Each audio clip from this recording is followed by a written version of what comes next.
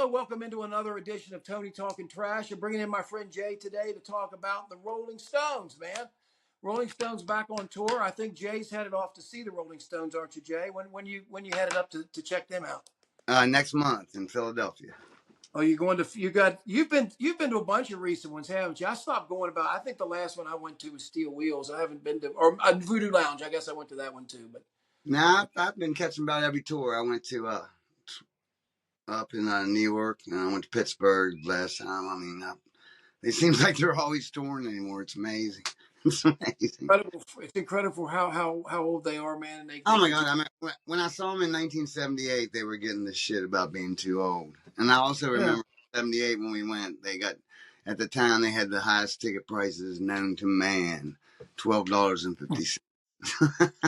When Yeah, you you go, and I both went to that show. There's a little bit of confusion, I think, sometimes. I went to, people think I went to the Cleveland show, but actually went to the Philadelphia show with Carl Seaver and Altabella's car, the one that rusted out the bottom of it. And we rode out there, got up there in the morning, and the police said, no, you can't bring any liquor in. So we're outside the gate, chugging Jack Daniels where we go in.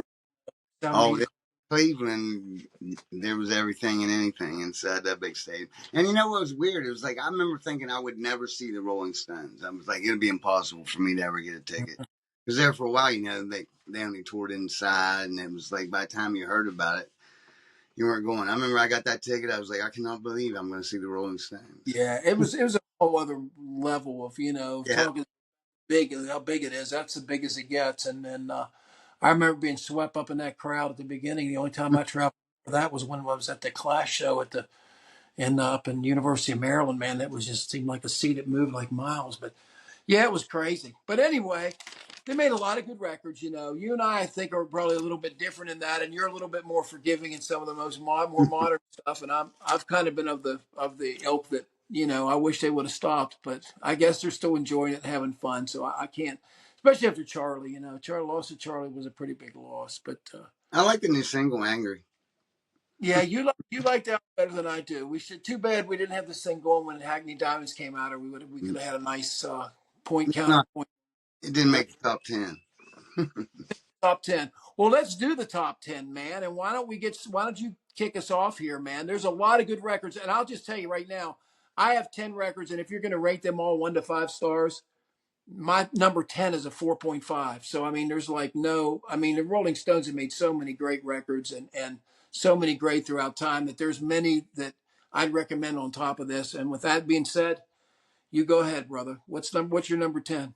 My number 10 is Black and Blue. I think it came out in 1976, and I remember it well. Number one, I was in 11th grade. I remember the controversy over the billboard with the girl who was black and blue and tied up. But other than that, it's held up well for me. I really like, of course, the two, Memory Motel and Fool to Cry. I just love them. But also, I have a soft spot for Hot Stuff. It was like one of the first disco, they really put it down even before Some Girls came on. I actually got to see, they played that live. I saw the opening of a Voodoo Lounge tour in D.C. And they played 2 nights in a row, and they played it the first night. And then I saw they dropped it the second night. But What's that, amazing to me about that record, it's not in my top 10. What's amazing to me about that album, and it could be, is the cohesiveness to it. And they had every song, they had a new different guitar player. Like Wayne Perkins was on one song. they were, yeah, it was after, they were, I guess that's Ronnie's first Yeah, album that he was on, and they've it gone there.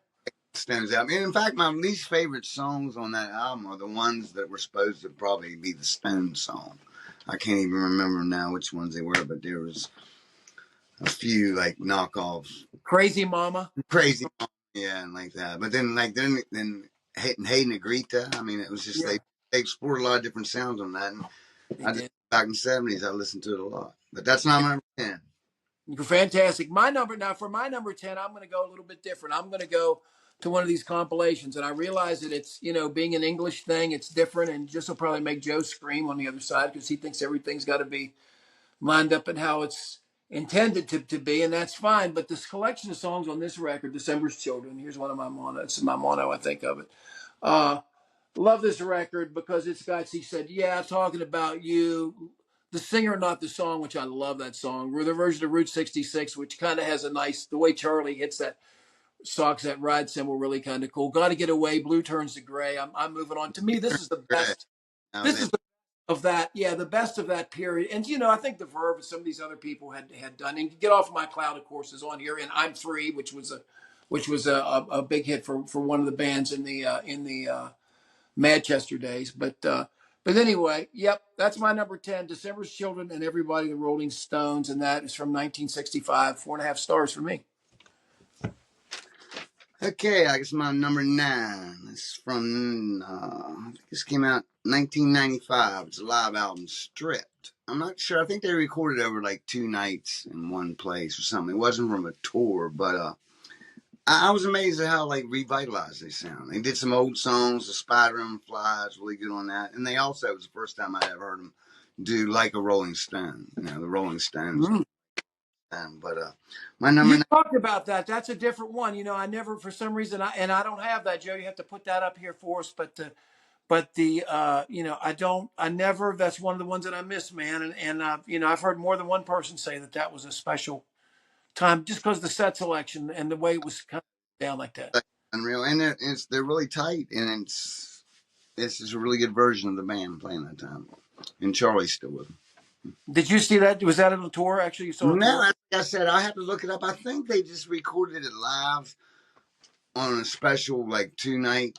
It seems to me it was in Paris or somewhere, but it wasn't like a tour or anything. But they do. There is a documentary. Of course, they did a video. Of course. Is it almost like an unplugged or something, kind of? Well, they put it off that way, but it's definitely not unplugged. Definitely rock it out enough. I think their unplugged part of it was just the song selection, Yeah. where they Good. could play anything that was none of the. Yeah. Spider and a Fly. My God, I haven't heard of that for ages. Oh, and it's a really good version. I mean, it's Jagger can sing, man. It's just like these guys. They've never had any other job except being rock stars. That's true. But that's my number 9. And number 9 for me, 1967, Between the Buttons. This is a weird record. Cool, calm, collected. Let's spend the nights together. Yesterday's paper. I used to joke with Carl Seaver I remember riding down the road, and this is just a funny joke between me and him. I said we tried to think of what would be the most obscure thing to start off with, and I said no, we're going to go there, and all of a sudden this big organ sound is going to come, and all of a sudden Mick's going to sing, "Why does she dance?" She smiled sweetly. It's just the most obscure song ever, and we were belly laughing. Cool, Calm, and Collected is good. That's one. All Sold Out.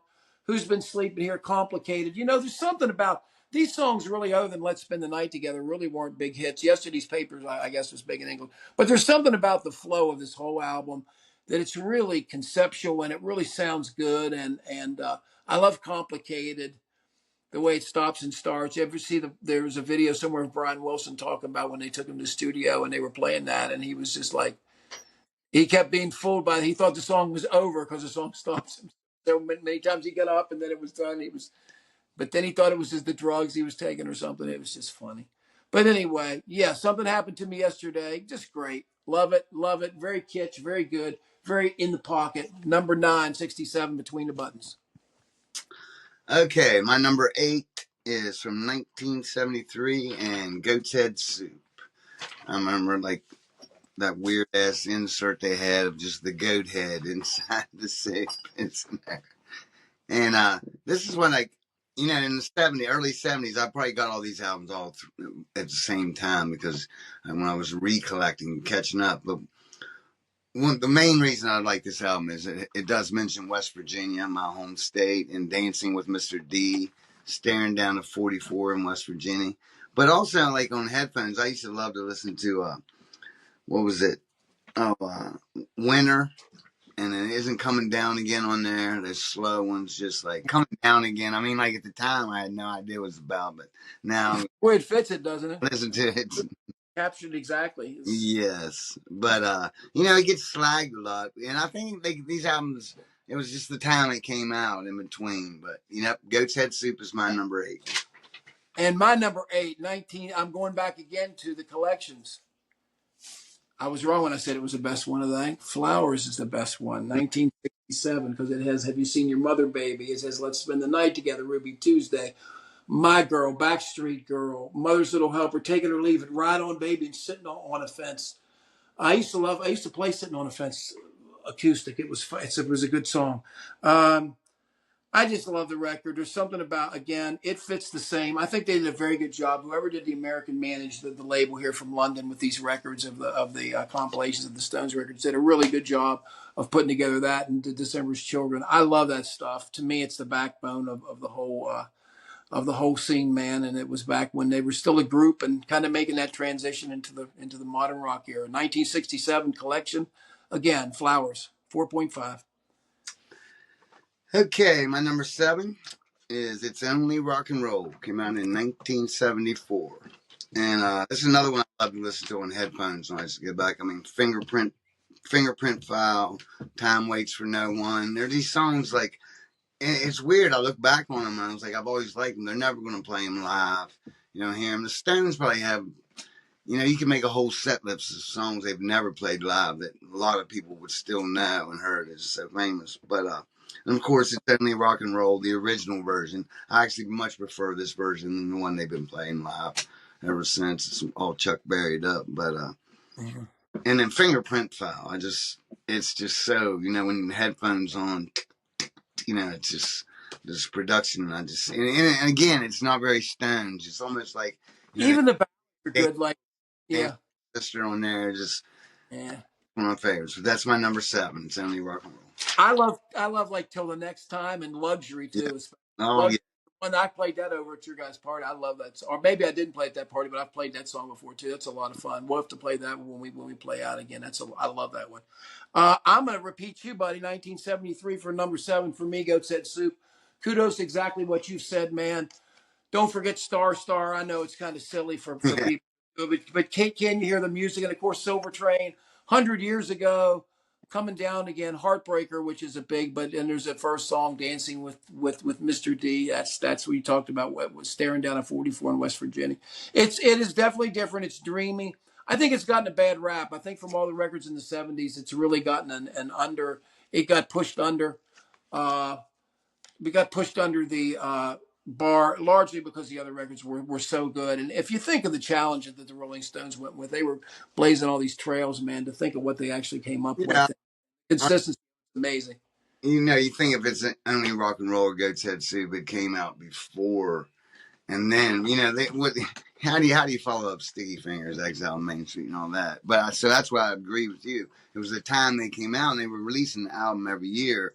You just know those critics were like, "Oh, it's so different. We want another Exile." But you look back on it, and it's like, "Oh my gosh, the musicianship on these albums is just."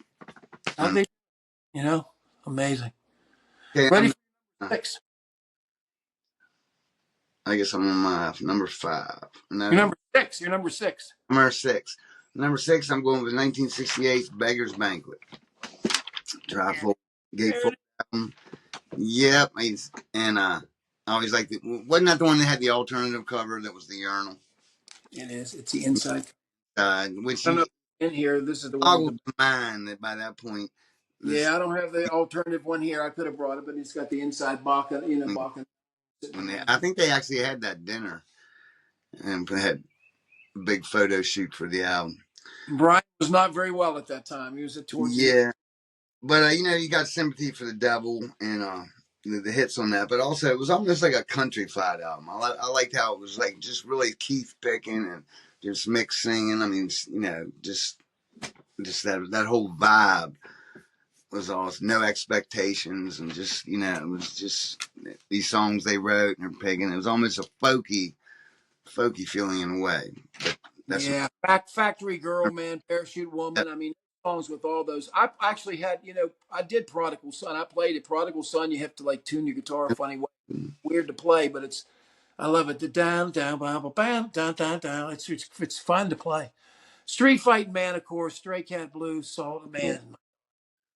Yeah, it's amazing. I wonder with the country thing. Graham Parsons is credited a lot with his relationship with Keith as to pushing him in the country direction during like Exile. But this is like a full 5 years beforehand. You wonder if they'd had because this is right before Graham came in with the international sub band and enjoying the Birds. It's not too far after this. Okay, man, 1966 gives me the next one, and this is one of probably Mark Carter's favorite records. 1966, Rolling Stones, Aftermath. This is a killer. This has, of course, Painted Black on it. Stupid Girl, Under My Thumb. But it also has 505. It's Not Easy, which I love. I Am Waiting, Going Home, which is a little bit long. The 11 minutes is a little bit long. The thing about this, it's interesting that they had that long of a song.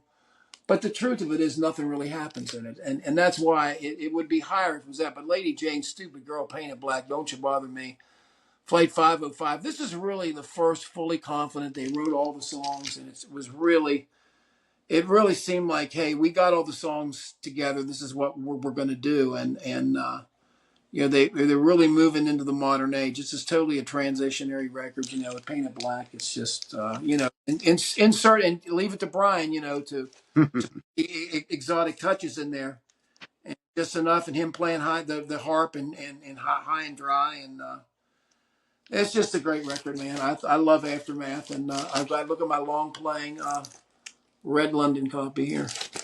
That's my number 6, Aftermath. Okay, my number 5 is from 1970, the live album, Get Your Ya-Ya's Out. Ooh, I don't have it here. I don't have.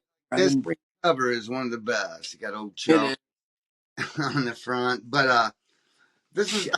this was the first Stones live album I ever bought, and I bought this before I'd seen them live, and I remember thinking I'm never going to see the Stones, so I used to just put this on and crank it up as loud as could be with the headphones and just hear that cheering and Carol and just like the sound is not so the greatest, but just you get the vibe of of a Stones show in this, and that's what was had in Little Queenie. It was like they really showed off their Chuck Berry chops in that one, and Man, and yeah, like I don't put live records. album got It, got a lot of them, but I still go back to that one. It's it, almost I never saw that era, so it's like a relic souvenir of that time. it is, man. It's like the band, the Altamont band, really Yeah, around that same tour. It's I don't usually put live records on my thing. I keep them out. But if I was gonna, one of these days, maybe one of the things we could do is the best live records of all time, and that to me would be top 5, no question. Live at Leeds too would be in the top 5 probably. It would be in my top 5. Let's just go with my night. Let's go with my number 5 is going to be 1978's. Every song is in A and D. Da, da, da, da, da. Some Girls, the one that I could play every song on and teach every song. Well, we played a lot of them. We played Imagination. We played Miss You. We played When the Whip Comes Down. We played Respectable. We played Beast of Burden. And we played Shattered. So we played literally half of this record in the bands that I played. I can't believe this. But yeah, this original with all the ones that had been censored lately, censored out of here. But this was a big, in 1978, this was a difference. I mean, Jay and I are in the middle right now of making a new record, and it's about Kaiser and the Kaiser Girls. And this is one of the records that was out in the time that really separated to me the Kaiser Girls from the other girls. You come to a party in Kaiser, buddy, we're going to have some girls on. We're gonna have some Frank Zappa on. We're gonna have some fun stuff. Our girls had good taste in music. You'd go down to Cumberland, and yeah, the girls are forcing them to listen to the Bee Gees. I was like, and this is not. Kaiser girls are so much cooler. But anyway, yeah. And this record was all the shit. I mean, record was the impact of this was huge. This was a major comeback and kind of their version of punk, I guess. They're kind of yeah. stripping. But yeah, man, fantastic when Mick on Saturday Night Live licking Ronnie's. And their stupid plastic pants and that hat.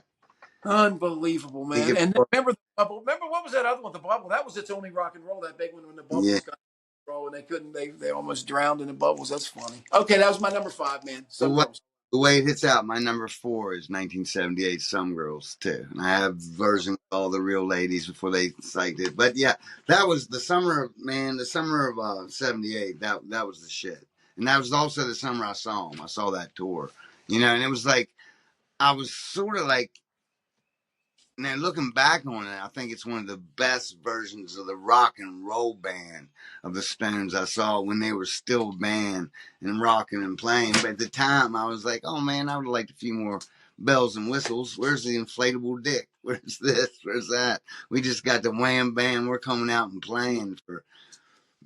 And that was that before, man. That was when we were talking. But Unbelievable. yeah, number four was Some Girls Too, and that was a rebirth and a totally different. It was still the Stones, but it's amazing that Miss You was on that album. I think Yeah. all the other songs, and then right, and then like somehow that was a controversy. Oh my God, the Stones play dance music. Who thought? I love Charlie's quote about that. It's just full on the floor. It's What's funny, and the then big deal?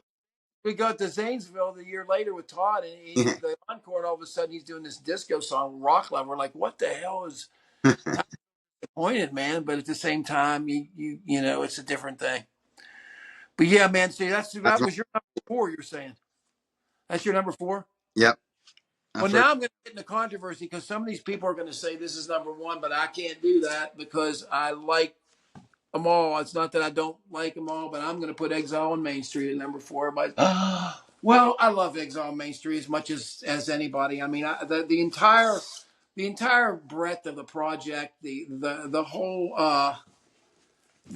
inside. What do we have? All this stuff here. I don't know if I've got this extra stuff. I think this is the heavyweight extra one, but all the songs here: Sweet Virginia, Torn and Fray, one of my favorite, Black Angel, Love and Cup. But there's a certain rawness and a roughness to this, and an unfinishedness to it that says what's happening. Rip This Joint, of course, rocks off. Mhm. Hip Tumbling Dice, which has been in every set pretty much forever. Happy, Keith's song that he sings half the time. Let It Loose, Ventilator Blues, all down the line, which there is a fantastic version on live.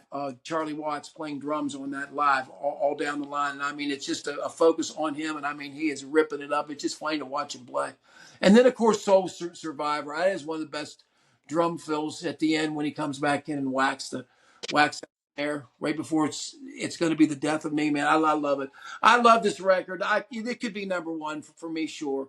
I mean, this whole period of time is about as white hot as any band ever got in my book, and this is one of the ones during that period of time. Number four, 1972's double album masterpiece, Exile on Main Street.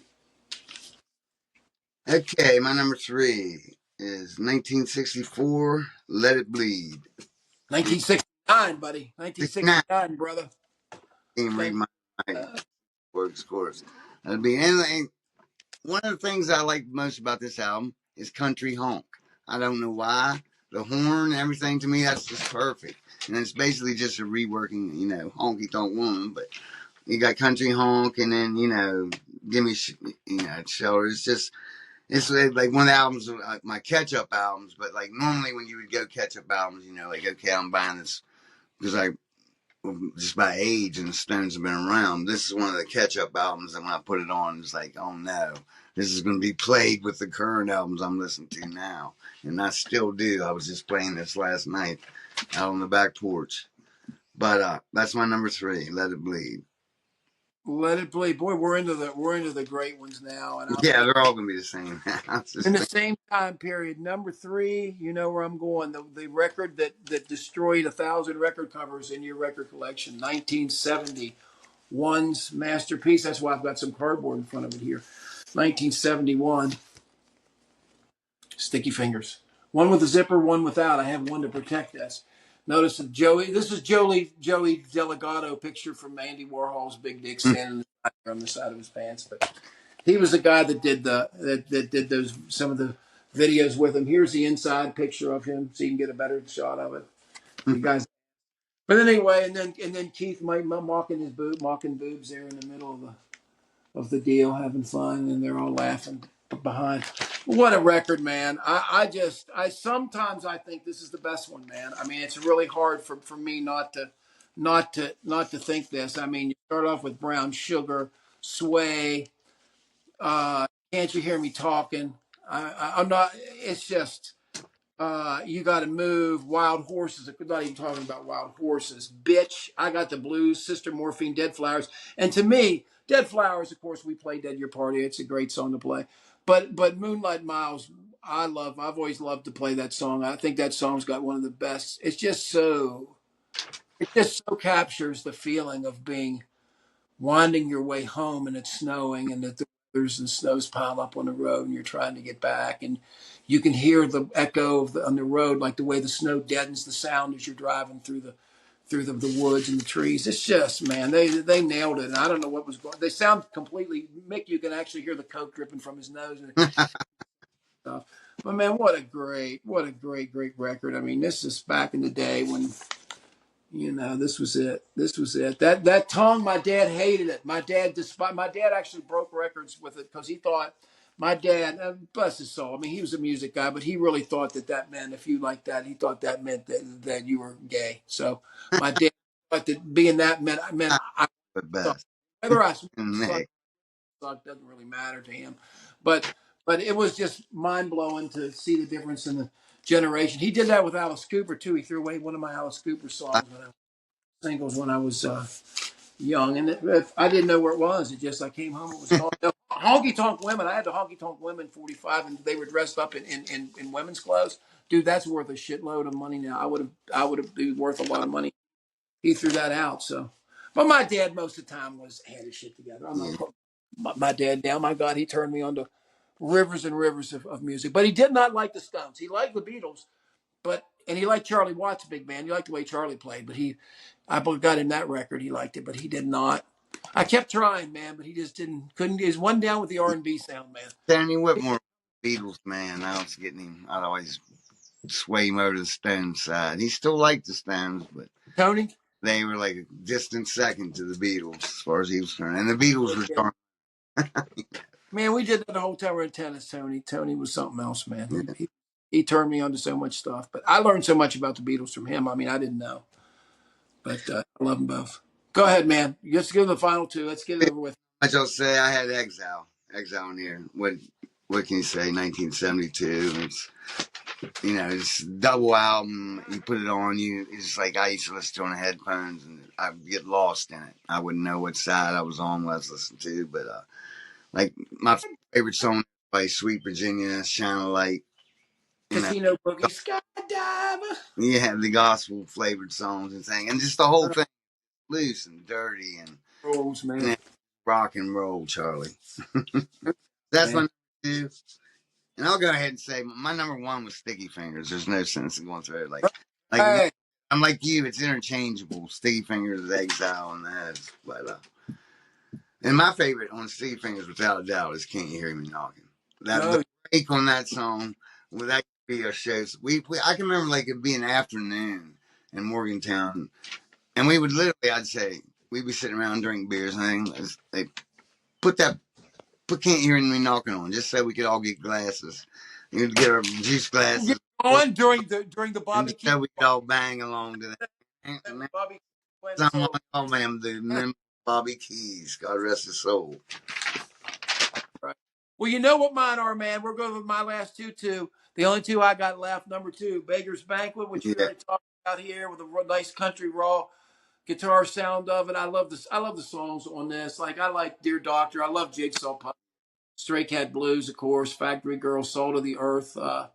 I did like Salt of the Earth better than when the version that's all over YouTube where Axl Rose came up, and did his high version of actually, I did not like this album when I first bought it. I bought it. I think I just for solely for Sympathy for the Devil and probably Street Fight Man. When I first put it on, I was like, "What is this?" And I was like, did I grab some country folk album by mistake? But like all my best albums, I like the ones that grow on you end up yeah. being the best. If I like them right out of the box, I quickly tear them. Well, it's amazing that this, I guess this followed some of the time because Dylan went back to an acoustic thing, and I guess the Beatles, some of this White Album is seen as somewhat of a return, at least to a more acoustic, and you don't realize it years after the fact, but I guess that's what influenced it. Of course, Satanic Majesties, you can tell what the hell was going on. They're sitting there looking like they're so far, and that then and Keith was probably miserable for it, and I noticed that didn't make got some good songs that didn't make the top 10, but number one, of course, I Let like It listening to Bleed. it. Of course, number one, Let It Bleed. Live Oh, with Me. cool. Can't Always Get What You Want, Let It Bleed, Love in Vain, Midnight Rambler, Give Me Shelter, holy shit. Every song on this is great. I mean, Country Honk, like you're saying. I mean, there's not a weak moment on it. You got the Silver, probably Yeah. the And weak. like, Sticky Fingers, see, Brown Sugar that they've dropped. I wonder, did this come out before Let It Be, or did Let It Be come out before this? I always wondered because Let It Be, Let It Bleed, they were out at the same time when I was a kid. I remember seeing it them in the stores, and I'm wondering, did the Stones make this as kind of like a little dig to the Beatles? I was born in '59, but I can remember just hearing so much more about the Beatles because they were everywhere, even when I was a 5 and 6 year old.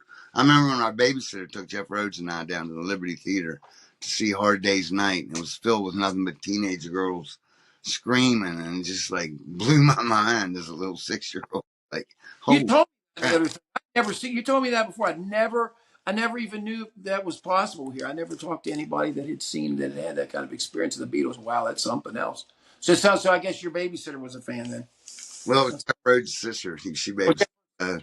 He lived up New Creek, and she was a lot. She was, of course, a lot older. So, 69 was 10 or so. But, you're just aware of the Beatles. My God. Well, like, my first date ever in the world was, I think I was in the fourth grade, 1969, probably. I took Jill Tettenburn we met at the Kaiser Theaters to go see the Yellow Submarine. so the Beatles was there. Yeah, that's cool. Because that came out. Hey, tell me what you're thinking about this tour. What do you expect to see, and have you heard about it, and what's going on with it? I know they play two songs off the new album, which they haven't done for a while. I haven't really read that much. They do the same things. They have the audience votes on a song in each town for each night they play, and then, if you ask me, I love to go see the Stones. It's almost like going to the county fair.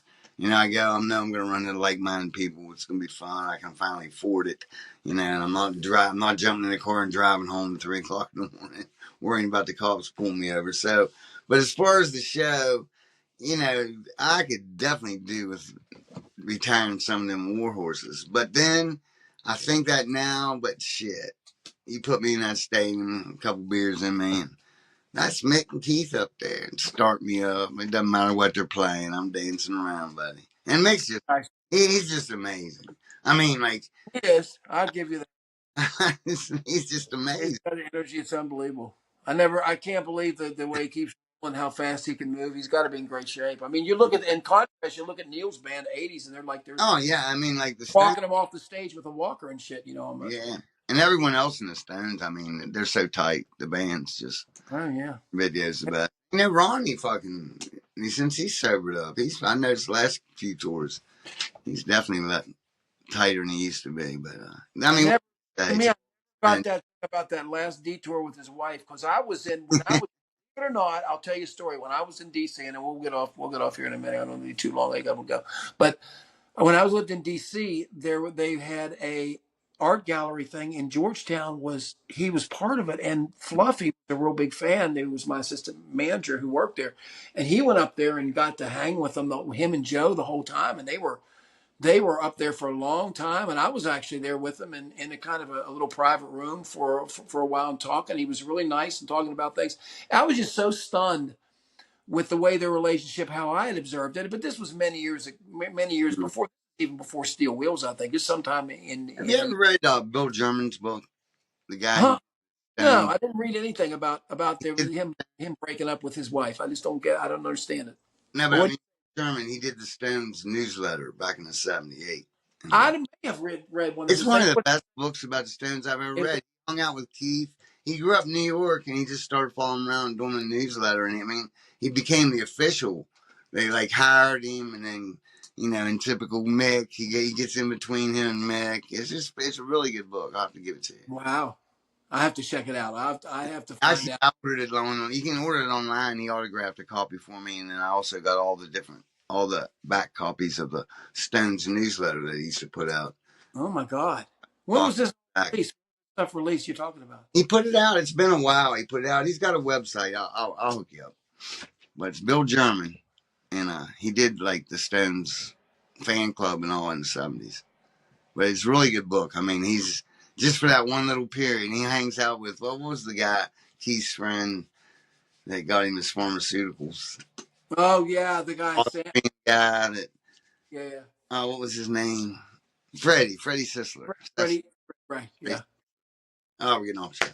That's That's my okay.